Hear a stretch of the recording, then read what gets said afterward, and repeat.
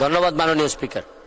মাননীয় স্পিকার, আমার মাননীয় মন্ত্রী মহোদয়ের কাছে আমার জিজ্ঞাসা, ঢাকা শহরে মানুষ আছে 2.25 কোটি, কতগুলা থানা, কতগুলা জেলা, ইউনিয়ন, অথচ আমাদের আইনে সাকসেশন সার্টিফিকেটের জন্য সাকসেশন কোর্ট আছে মাত্র একটা, এবং এইটা আমাদের জন্য জানেন নামজারি, শেয়ার ট্রান্সফার, উত্তরাধিকার সবকিছুতেই আমাদের সাকসেশন সার্টিফিকেট লাগে। আপনার কি মনে হয় যে এই সারা ঢাকা শহরের জন্য একটা সাকসেশন কোড যথেষ্ট কিনা? আরেকটি হচ্ছে কি 138 এর একটাই প্রশ্ন। ধন্যবাদ। একই সাথে রিলিভেন্ট স্পিকার, মানে স্পিকার আপনি আইনের মানুষ, ওই 138 এর চেকের মামলায় এক একটা ডেট পরে 1 বছর পর পর ঢাকা শহরে চেকের মামলা এখন আর কেউ করতে চায় না, শুধুমাত্র ডেট পড়ার কারণে। এই ব্যাপারে আপনি কিছু সিদ্ধান্ত নেবেন কিনা? ধন্যবাদ মাননীয় স্পিকার। ধন্যবাদ মাননীয় সদস্য। মাননীয় মন্ত্রী। ধন্যবাদ মাননীয় স্পিকার। মাননীয় স্পিকার,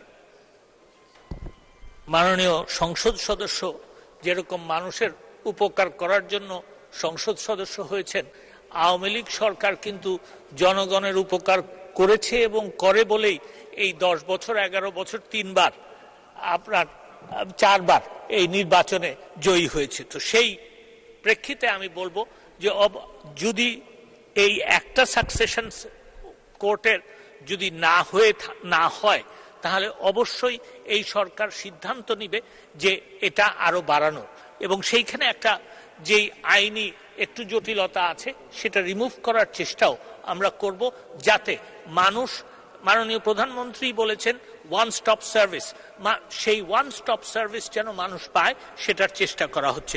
দ্বিতীয় প্রশ্ন যিনি যেটা করেছেন, প্রথম কথা হচ্ছে যেটা ওনার আমার মনে হয় অনুধাবন করা উচিত যে বিচার বিভাগ স্বাধীন।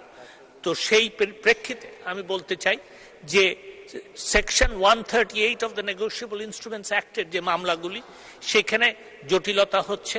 আমরা চিন্তা ভাবনা করছি যে এই আইনটার এবং বিশেষ করে এই ধারাটার আপনার সংশোধন করার জন্য, এবং তড়িৎ যাতে মামলা শেষ হয় সেটার ব্যবস্থাও আমরা নিচ্ছি।